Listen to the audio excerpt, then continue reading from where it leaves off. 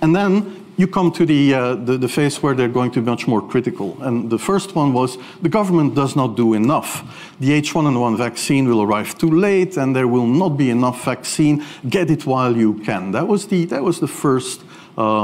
first really atmosphere that was created. So not enough vaccine, get it while you can. So at that point I had to say, okay, I will be the last one to be vaccinated. I mean, you can all go in before me.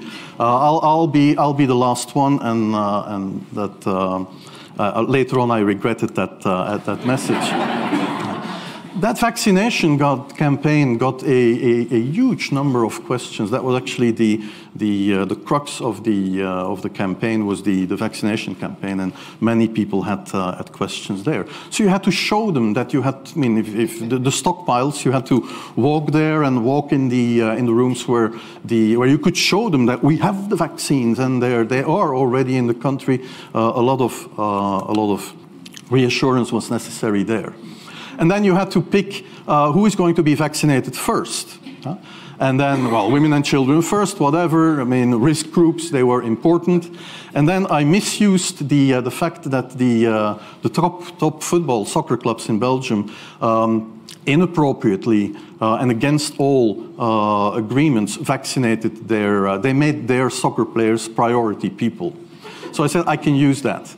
Because if the population really believes that this vaccine is so desirable that even the soccer players would be dishonest to get their vaccine, I said, okay, I can play with that. So I made a big fuss about this. This is Van Ranst is raving mad. But it worked. And actually, these vaccination campaigns by the GPs went really, really well. In a number of weeks, everybody could be vaccinated. That's still a fairly relevant portion of the pandemic. Well, it worked fine in Flanders. So you know, Belgium, it's a complicated country, and this is the vaccination coverage. And you could see Flanders did really well. I did as many interviews in French than in Dutch. However, in the Flemish part of the country, we listen to the Flemish media. In the French-speaking part of the country, they equally often listen to or watch the French television, where all kind of other messages were coming across, and that was really polluting the vaccination campaign in. And then, of course, people say, okay, the vaccine is unsafe, and then you get the swine flu hoax, and the vaccine could kill you, say no to the vaccine, that atmosphere starts.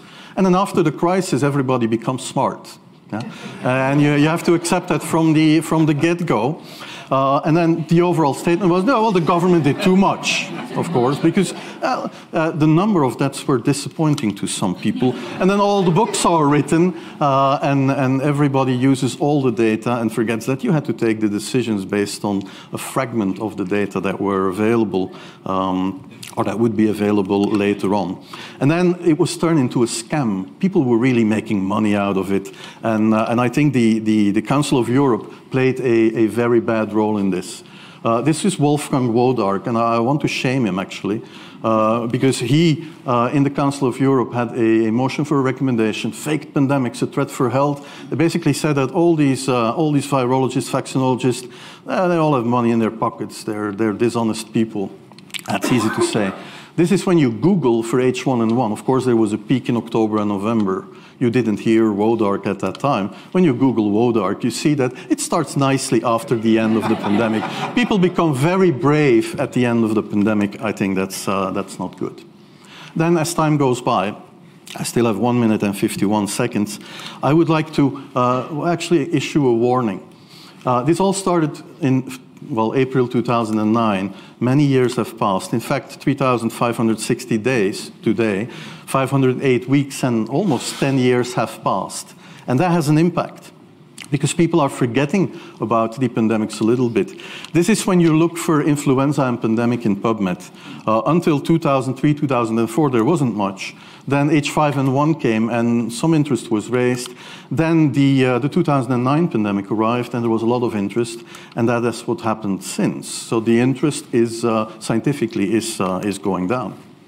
Also, the leadership is changing. And this was a good exercise for a big pandemic. I agree.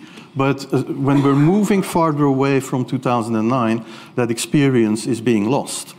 At that time, Margaret Chan led the WHO, Tom Frieden, CDC, Susanne Jakob, the ECDC. Well, we're now 1 or 2 directors further, and that experience from 2009, there have of course been other experiences, but that one is not there anymore. The same for the leadership, the political leadership. At that time, Obama, Brown, Sarkozy in Belgium, Van Rompuy were there. And, well, we're 2 or 3 political leaders further down the road. And a lot of what was learned in 2009 has been sort of unlearned and would have to be invented all. Well, there is still Angela Merkel and Osterhaus. They're the mainstays. We can always count on them. So are we ready for the next pandemic? I don't think we are. But I would say that pandemics are like a box of chocolates. And then I would like to invoke the words of the philosopher Forrest Gump. You never know what you're going to get. Yeah. Thank you.